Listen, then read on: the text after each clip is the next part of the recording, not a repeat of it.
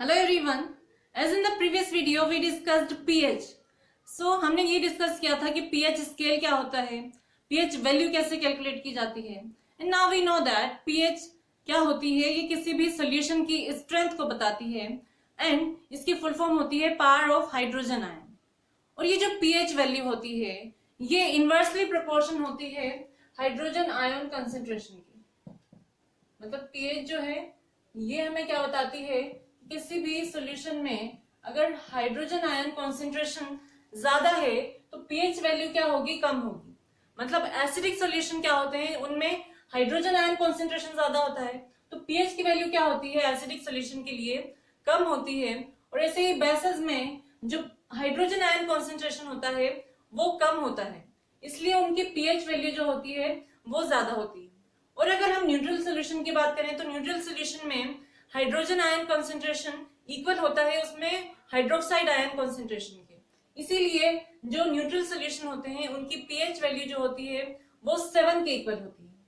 तो अब हम इस वीडियो में ये देखेंगे कि ये जो पीएच वैल्यू हमने डिस्कस की थी इसकी इंपॉर्टेंस क्या है हमारी एवरीडे लाइफ में. तो ये जो पीएच वैल्यू है it is very important in our everyday life in many activities.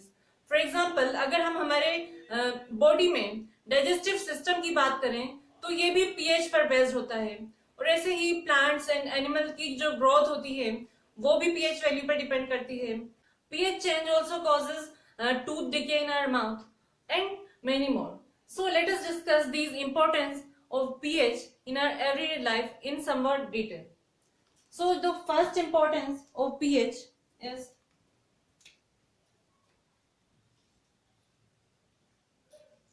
pH in our digestive system.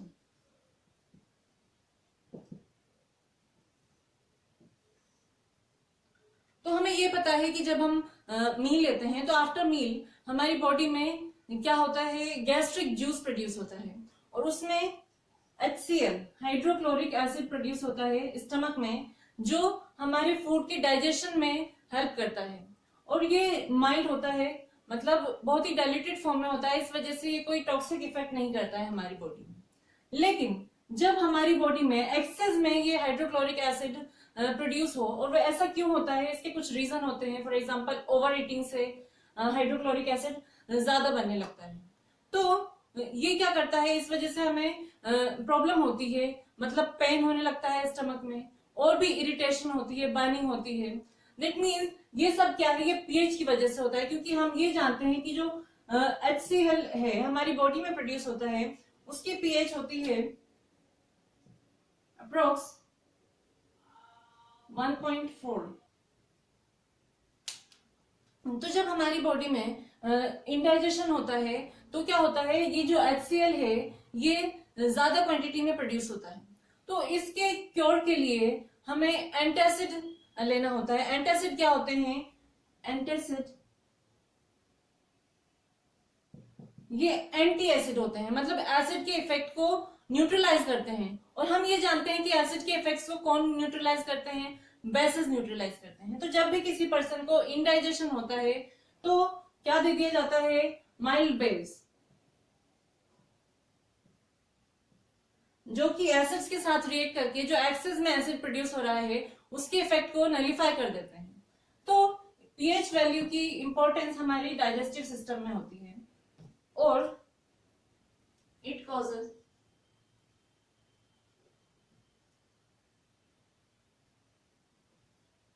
indigestion and to cure indigestion antacid use किए जाते हैं. कॉमनली यूज एंटासिड्स होते हैं milk of magnesia,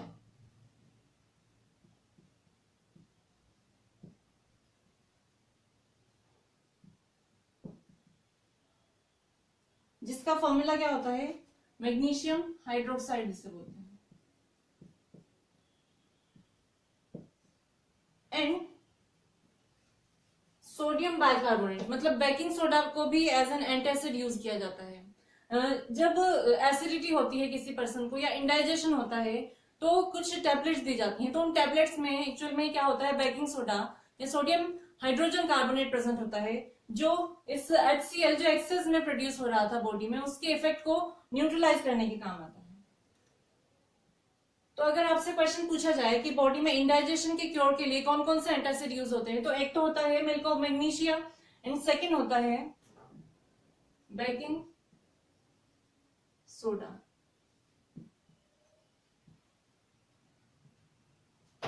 baking soda क्या होता है, sodium bicarbonate या hydrogen carbonate NaCO3। ठीक है, तो ये तो हो गई पीएच की importance in our digestive system.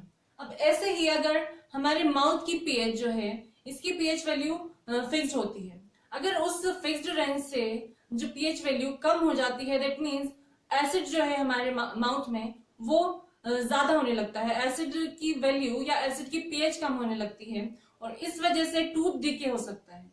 Tooth decay मतलब हम कहते हैं कैविटी हो गई टूथ में, तो वो जो है वो पीएच की वजह से होता है। सो pH change causes tooth decay।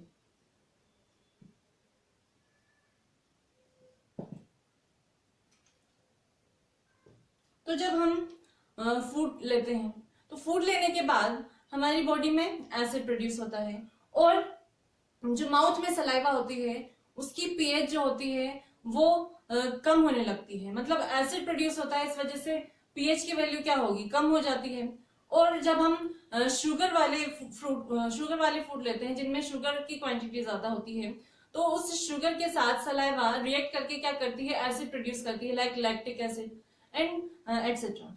तो ये जो एसिड्स होते हैं ये पीएच की वैल्यू को कम कर देते हैं, और जब ये एक्सेस में प्रोड्यूस होने लगते हैं एसिड्स, तो क्या होता है, हमारे टूथ में जो इनेमल होता है उसको ईट कर देते, उसको कोरोड कर देते हैं।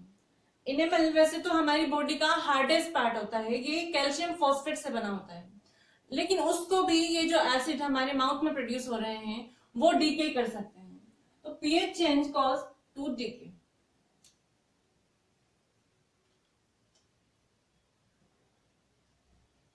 Normally,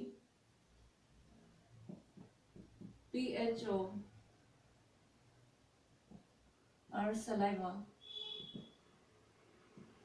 is 5.6 to 7.8 होती है, और जब एसिड प्रोड्यूस होता है, लैक्टिक एसिड, जब हम शुगर वाले फूड लेते हैं जैसे स्वीट्स, चॉकलेट्स, कैंडीज, तो इन सब में शुगर की क्वांटिटी ज्यादा होती है, तो इस वजह से एसिड जो होता है वो ज्यादा प्रोड्यूस होने लगता है। और when pH ranges below 5.5 then it causes tooth decay। जब माउथ में pH की वैल्यू 5.5 से कम हो जाती है तो हमारे टूथ जो होते हैं उनमें कैविटी होने लगती है, और उनको एसिड जो होते हैं वो कोरोड कर देते हैं। तो इस टूथ डीके से बचने के लिए हम क्या करते हैं, टूथपेस्ट करते हैं, क्योंकि टूथपेस्ट जो होते हैं उनमें कुछ क्वांटिटी में बेस प्रेजेंट होते हैं, और उसकी पीएच जो होती है टूथपेस्ट की वो होती है अराउंड 8, जो कि क्या है, बेसिस की पीएच होती है। तो इसीलिए जब भी हम खाना खाते हैं तो ये ऐसा बोला जाता है कि खाने के बाद हमें ब्रश करना चाहिए, टूथब्रश, और ऐसे पेस्ट यूज करना चाहिए जिनमें बेस प्रेजेंट हो, ताकि वो जो एक्सेस में एसिड प्रोड्यूस हो रहा है जिसकी वजह से टूथ डीके होता है उसको कम कर दें, उसके इफेक्ट को, और हम टूथ डीके से बच सकें। सो ये था second importance of pH in our everyday life. Now the third importance आती है pH, importance of pH in plant growth.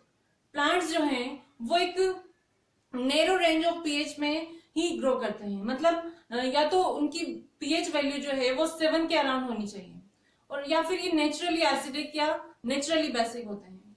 लेकिन कभी कभी क्या होता है, एसिड रेन की वजह से या और दूसरे जैसे फर्टिलाइजर यूज होते हैं सॉइल में, तो उसकी वजह से सॉइल की पीएच जो होती है वो चेंज हो जाती है। अगर सॉइल की पीएच कम होगी, 7 से कम होती है, दैट मीन्स वो सॉइल क्या होती है, एसिडिक हो जाती है, और अगर सॉइल्स की पीएच 7 से ज्यादा हो जाती है तो वो बेसिक हो जाती है। तो ऐसी सॉइल जिनकी पीएच 7 से कम है, दैट मीन्स एसिडिक सॉइल, तो एसिडिक सॉइल को क्या करते हैं, उसको ट्रीट करने के लिए बेसिस का यूज किया जाता है, लाइक लाइम, स्लैग्ड लाइम, ये सब सॉइल की पीएच को बैलेंस करने के लिए यूज होते हैं। पीएच चेंज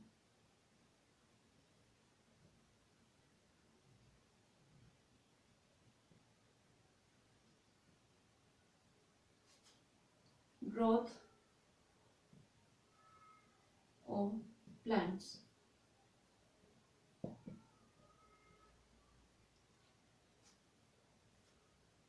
तो एसिडिक सॉइल जो होती है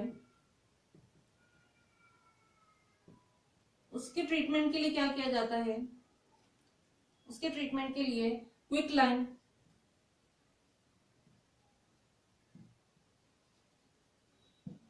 कैल्शियम ऑक्साइड जो होता है वो यूज किया जाता है, स्लैग्ड लाइम, कैल्शियम हाइड्रोक्साइड,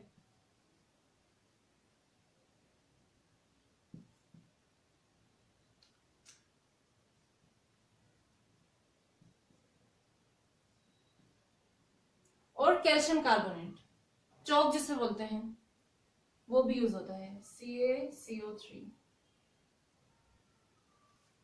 तो इस तरह से जो एसिडिक सॉइल है उनको ट्रीट किया जाता है। अगर सॉइल बेसिक हो जाती है, मतलब उसकी पीएच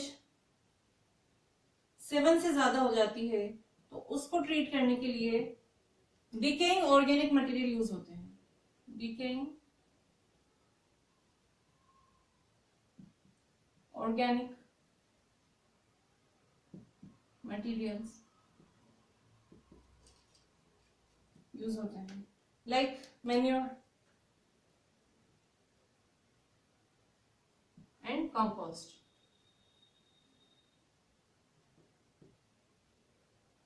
तो ये थे effects of pH in plant growth.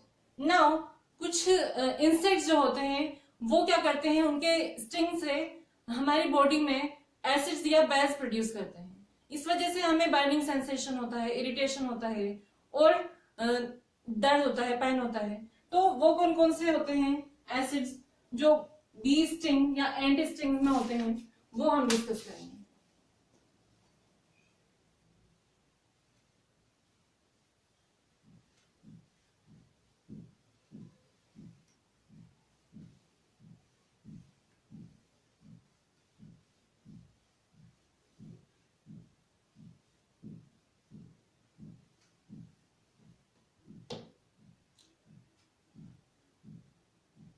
Fourth, role of pH in bee and ant sting।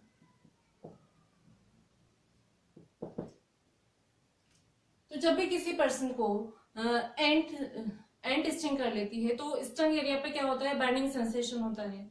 ऐसा इसलिए होता है क्योंकि एंट जो होती हैं उनके स्टिंग्स में फॉर्मिक एसिड प्रेजेंट होता है, जिसको मिथेनोइक एसिड भी बोलते हैं। तो फॉर्मिक एसिड की वजह से जिस पर्सन के एंट स्टिंग हुई है या मतलब स्टंग एरिया पर जलन होती है, उसको ट्रीट करने के लिए, क्योंकि फॉर्मिक एसिड क्या है, एसिडिक होता है, उसकी पीएच क्या होती है, बिलो 7 होती है। तो उसको ट्रीट करने के लिए क्या किया जाता है, सोप यूज होता है, क्योंकि सोप में कैल्शियम हाइड्रोक्साइड होता है। तो वो क्या है, बेस है, जो कि इस एसिड के इफेक्ट को न्यूट्रलाइज कर देता है।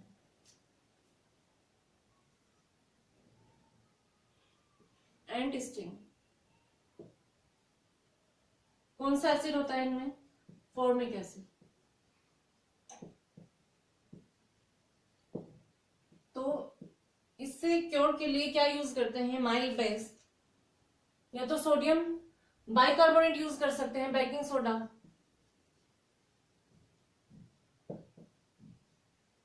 या फिर सोप रब करने पर भी रिलीफ मिलता है। ऐसे ही बी स्टिंग, जब हनी बी स्टिंग कर लेती है तो उसमें भी क्या होता है, उसमें भी मिथेनोइक एसिड प्रेजेंट होता है, फॉर्मिक एसिड। और उसको भी इस तरह से ट्रीट किया जाता है, मतलब माइल्ड बेस यूज करके।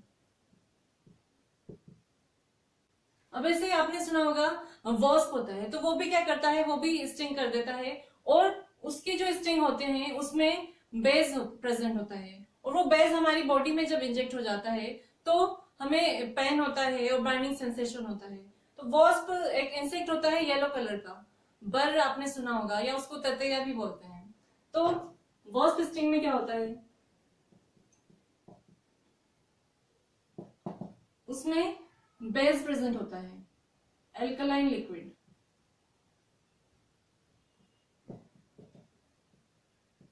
Like magnesium hydroxide. तो क्योंकि ये एल्कलाइन है, इस वजह से इसको ट्रीट करने के लिए या इससे रिलीफ के लिए हम क्या करते हैं, हमें एसिड यूज करना होता है। और वो एसिड कौन सा होता है, इसके ट्रीट करने के लिए विनेगर यूज होता है। क्योंकि विनेगर क्या है, माइल्ड एसिड है, ये टॉक्सिक इफेक्ट नहीं करता है हमारी स्किन पर, तो इसलिए विनेगर यूज करते हैं वॉस्प स्टिंग को ट्रीट करने के लिए। अब नेक्स्ट इंपॉर्टेंस आती है पीएच की, in growth of aquatic animals. तो एक्वेटिक एनिमल्स लाइक फिश वगैरह ये कहाँ होती हैं, ये लेक एंड रिवर्स में प्रेजेंट होते हैं। तो जब लेक एंड रिवर में जो वाटर प्रेजेंट है उसकी पीएच वैल्यू अगर एक फिक्स्ड रेंज से बिलो हो जाती है तो क्या होता है, वो एसिडिक हो जाता है, और उस एसिडिक वाटर में ये जो एनिमल्स हैं ये ग्रो नहीं कर पाते हैं और उनकी डेथ हो जाती है। इसका रीजन होता है एसिड रेन। आपने सुना होगा एसिड रेन क्या होता है, वैसे तो नॉर्मल जो वाटर होता है न्यूट्रल, उसकी रेंज पीएच क्या होती है, 7 होती है, लेकिन एसिड रेन में क्या होता है, उसमें उस वाटर में जो बारिश के पानी में, बारिश की बूंदों में आता है, उसकी पीएच 7 है। उसमें कुछ एसिड्स मिल जाते हैं जो कि हमारी इंडस्ट्रीज से प्रोड्यूस होते हैं और व्हीकल से प्रोड्यूस होते हैं गैसेस, वो एसिड्स का फॉर्मेशन कर लेती हैं, और इस वजह से वाटर के साथ मिक्स होकर ये एसिड रेन में बदल जाती है, और उसकी पीएच चेंज होकर कितनी हो जाती है, 5.6 एंड बिलो। तो इस रेंज में जो एक्वेटिक एनिमल्स हैं वो सरवाइव नहीं कर सकते हैं और उनकी डेथ हो जाती है। तो एसिड रेन को हम सेपरेट वीडियो में डिस्कस करेंगे, लेकिन अभी के लिए आप ये देखिए कि जो नॉर्मल पीएच होती है वाटर की वो कितनी होती है, 7, और एसिड रेन जो होती है उसकी पीएच कम हो जाती है क्योंकि उसमें एसिड्स प्रेजेंट होते हैं और 5.6 की रेंज में चली जाती है। इस वजह से एक्वेटिक एनिमल का सर्वाइवल मुश्किल में हो जाता है।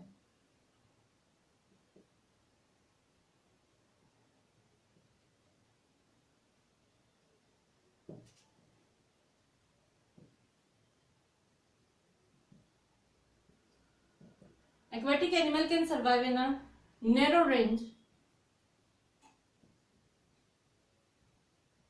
of pH, but acid rains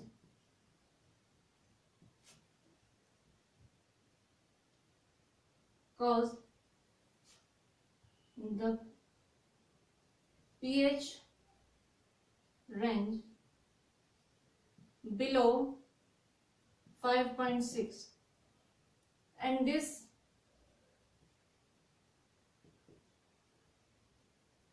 causes difficulty in the survival of aquatic animals.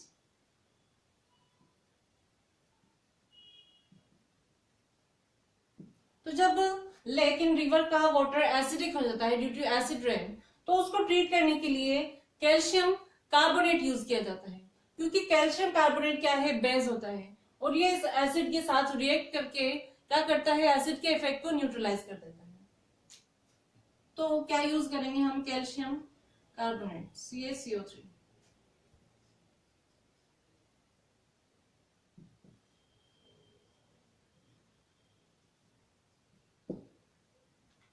ऐसे ही कुछ प्लांट्स जो होते हैं वो सेल्फ डिफेंस के लिए वारफेयर की तरह भी क्या करते हैं, एसिड्स का यूज करते हैं। फॉर एग्जाम्पल एक नेटल प्लांट होता है, तो नेटल प्लांट में क्या होता है, स्टिंग्स जैसे लीव्स होती हैं। तो जब भी कोई पर्सन एक्सीडेंटली उसके कांटेक्ट में आता है तो वो क्या करता है, वो उनके स्टिंग्स में से फार्मिक एसिड रिलीज करता है, जिस वजह से हमें बर्निंग सेंसेशन होती है, और उसको ट्रीट करने के लिए भी सोप या माइल्ड एसिड यूज किया जाता है। तो ये थे importance of pH in our everyday life. ऐसे ही हमारी जो बॉडी में ब्लड होता है उसकी पीएच भी फिक्स्ड रेंज में होती है, वो रेंज होती है 7.4 टू 7.8। इतनी नैरो रेंज में हमारे जो ब्लड का पीएच है वो हो सकता है। अब अगर ये ब्लड की पीएच इससे बिलो हो जाए, दैट मीन्स अगर 6.9 भी हो जाती है तो वो पर्सन जो है वो कोमा में चला जाता है।